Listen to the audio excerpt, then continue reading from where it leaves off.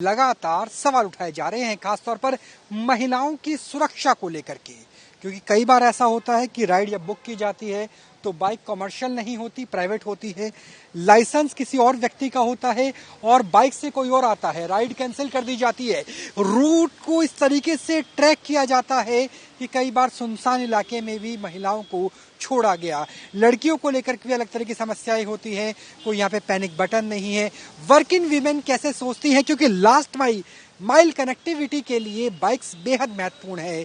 ओला, उबर और बहुत सारी जो कंपनीज है वो बाइक्स का इस्तेमाल कर रही है अब, लेकिन वो कितनी सेफ है? मैम, आपसे जानना चाहेंगे आपका एक्सपीरियंस पर्सनल कैसा रहा था बाइक सर्विस को लेकर या बाइक टैक्सी को लेकर? वैसे तो मैं ज़्यादा ये बाइक और उबर से ट्रैवल नहीं करती, बट जब भी ट्रैवल करती हूँ तो मुझे इशू जो है फेस करना पड़ा है। जैसे कभी मैंने बुक की है अगर कोई बाइक, उबर बाइक या उबर कैब, तो सबसे पहले वो कॉल करके पूछते हैं कि मैम कहाँ पर जाना है। अगर उनके मनपसंद का प्लेस नहीं होता है तो वो राइड अपने आप से कैंसिल कर देते हैं।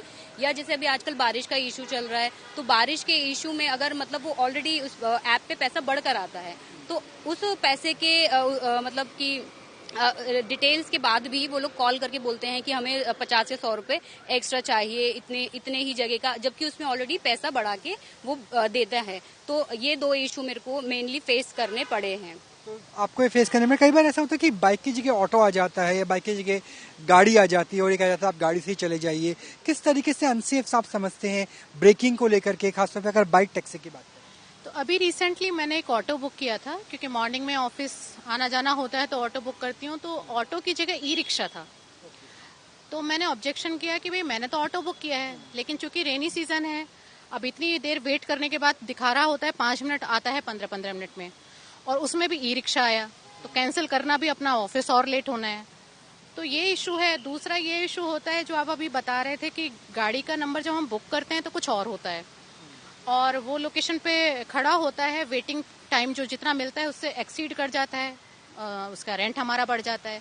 हम देखते हैं कि कौन सा नंबर है, वो हमें डिस्प्ले में आता ही नहीं, कोई और ही नंबर लेकर। ड्राइवर भी चेंज होता है, उसका डीएल कुछ और होता है, राइडर कुछ और होता है। और दूसरा एक बार तो बाइक में मुझे ऐसा भी इशू हुआ कि मैं साड़ी पहनी हुई थी और उसने कहा कि अच्छा आपने किया है, तो मतलब थोड़ा सा लेडीज के हिसाब से उसकी लैंग्वेज ठीक नहीं थी कि भाई आप साड़ी के लिए कह रहे हो क्रॉस लेग नहीं बैठ पाओगे, क्रॉस लेग में बैठो। तो आपको ये इशू तो बुकिंग लेने से पहले सोचना चाहिए कि आपको मतलब एक फीमेल का नाम उसमें डिस्प्ले में आता है तो आपको ये पता होना चाहिए कि एक लेडी को आप राइड दे रहे हैं, तो उसमें फिर ये इशू नहीं आना चाहिए कि साड़ी है या सूट है या क्या है। और दूसरा ड्राइवर ड्रंक भी था, ये भी बड़ी मैम, बाइक पे जो कई बार ब्रेकिंग ज्यादा ली जाती है या रूट ऐसे लिया जाता है, कई बार सुनसान होता है, कितना डर लगता है जब आप कभी बाइक यूज करते होंगे व्हीकल?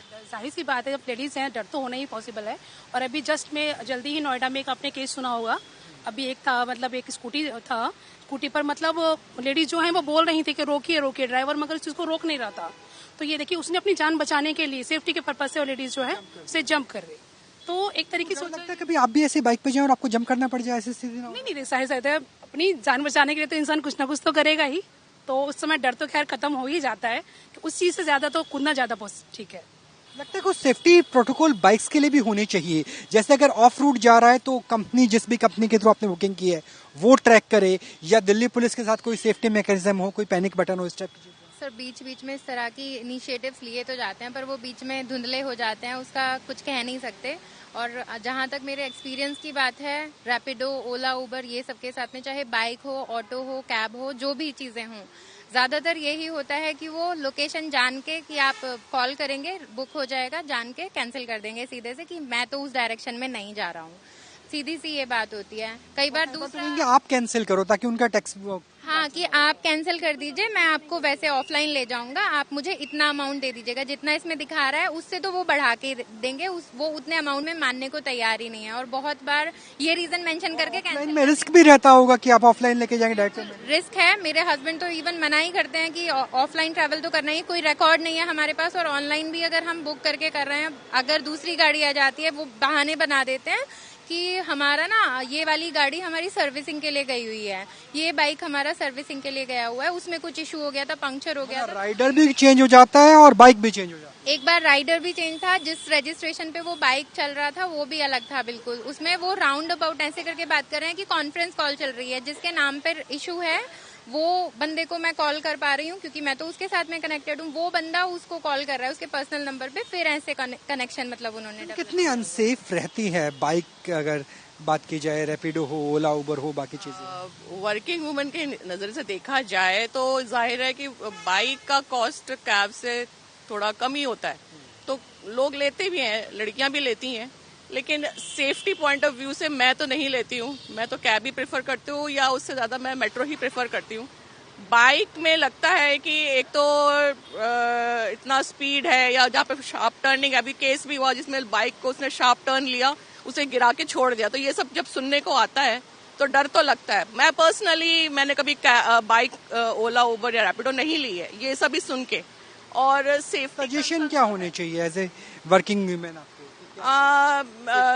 सेफ्टी के लिए मेरे ख्याल से गवर्नमेंट को भी सोचना चाहिए कि थोड़ा सा ना लेडीज का जैसे पेट्रोलिंग हो सड़कों पे, रात में अगर कोई बाइक में भी करना ही पड़ जाए, ऐसी कोई सिचुएशन आ जाए, तो थोड़ा सा पेट्रोलिंग हो सड़कों पे। दिल्ली की सड़कें आपको पता ही है क्या है हाल इनका, तो पेट्रोलिंग थोड़ी बढ़नी चाहिए। लेट आवर्स में ज्यादा बाइक अनसेफ नजर आती है? हाँ, लेट आवर में बाइक थोड़ा अनसेफ ही रहती है क्योंकि वो लोग स्पीड से चलाने की कोशिश करते हैं और हम लोगों को भी जल्दी पहुंचने का लगता है कि हम टाइम से पहुंच जाए। तो जब हम उनको जल्दी पहुंच आते लेट है, जो टाइमिंग रहती है उस पे ना आके थोड़ा लेट ही आएंगे, फिर वो उस टाइम में पहुंचाने की कोशिश करते हैं, तो उसमें रिस्क तो रहते ही है। तो उसमें गिरने का भी रिस्क है और फिर कोई भी हैपनिंग हो सकती है हम लोगों के साथ में। तो बाइक लेना थोड़ा सा अनसेफ लगता है। बजाय ओला और उबर हमें थोड़ा सा सेफ लगता है, लेकिन इनके साथ भी कंडीशन ये हो जाती है कि जब हम इन्हें बुक करते हैं तो ये बुकिंग ले लेते हैं, लेकिन जब काफ़ी देर तक ये लोग टाइमिंग दिखाएंगे 5 मिनट 10 मिनट, उस टाइम में नहीं आते, फिर हम इनको कॉल करते हैं। तो जब हम इनको कॉल करते हैं तो मैडम अभी हम आ रहे हैं, आप बताइए कहाँ पर, तो आएंगे 10 मिनट फिर निकल जाएगा। फिर ये लोग सर्विस का भी एक सर्विस का भी है, ये उस जगह से हिलते नहीं है। इनको जब तक आप एक्स्ट्रा पे मतलब पैसा नहीं देंगे, उसमें आप 50 रुपए 75 रुपए या 25 रुपए एक्स्ट्रा पे कीजिए, इनको 5 मिनट में आ जाते हैं। ये भी एक इशू है इसके साथ का। तो बिल्कुल अलग अलग इश्यूज हैं, क्योंकि इसमें ना सिर्फ ओला उबर, भारत टैक्सी, रैपिडो जैसी कंपनीज के साथ दिल्ली पुलिस या अलग अलग राज्यों की पुलिस को मिलकर काम करना जरूरी है, बल्कि महिलाएं सुरक्षित महसूस करें, इसके लिए बाइक ड्राइवर की, उनके राइडर की अपनी ट्रेनिंग से लेकर के और बाकी सेफ्टी मैकेनिज्म पर काम करना बेहद ज़रूरी है। क्योंकि नोएडा से लेकर दिल्ली तक बाइक राइड को लेकर, बाइक टैक्सी को लेकर के बहुत से सवाल खड़े हुए हैं। कैमरा सहयोगी जयराम यादव के साथ राहुल डबास, न्यूज़ नेशन, दिल्ली।